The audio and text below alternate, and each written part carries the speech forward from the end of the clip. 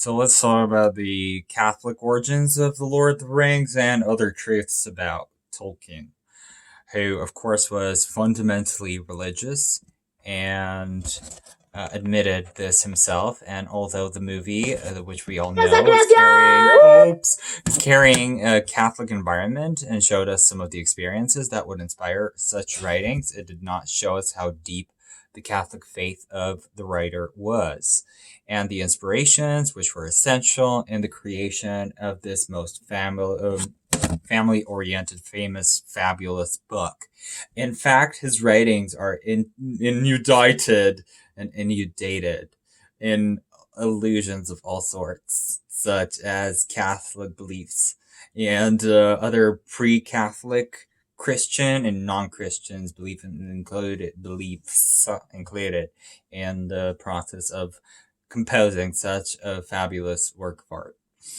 The Denver Catholic spokesman with Joseph Pierce, director of the book publishing group of the Augustine Institute, editor of Faith and Culture series, editor at Ignatius Critical Edition, Matter Manor. He has written several books on Tolkien, including a biography titled Tolkien, Man and Myth, and Frodo's Journey, Discover the Hidden Meaning of the Lord of the Rings with us. Tolkien is what I call a cradle convert, Pierce said. So he's not strictly speaking a cradle Catholic, he's a convert, which in a sense he was received to the church when he was 8 years old.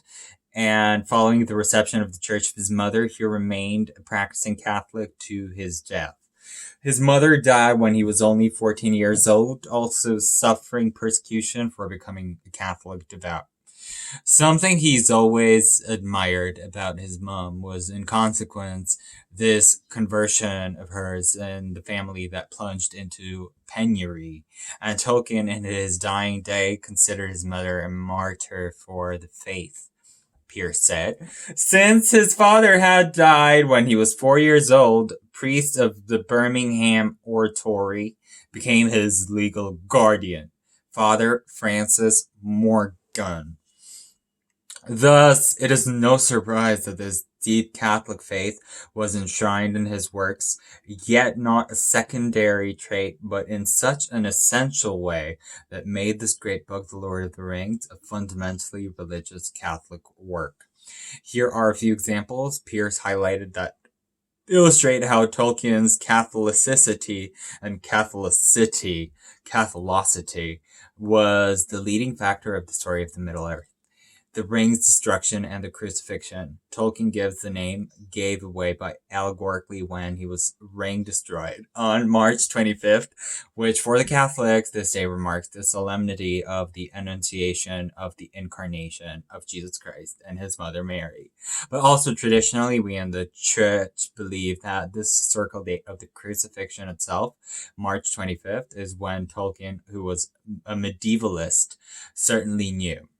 By connecting the deconstruction, the ring, and the destruction of sin, we can see that the trust in the synonyms was therefore the power of the ring, also referred to as the power of sin.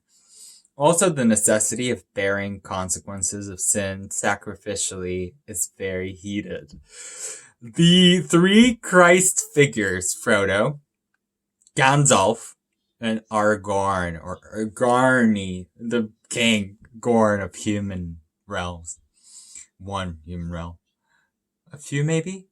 Christ, Frodo figure, as a ring bearer in the ring scene, synonymous with sin bearing and ring striking. Christ born, burdened, sin carrying the cross. In other words, Frodo, the Christ figure, by carrying burdened sin, Christ carrier's cross.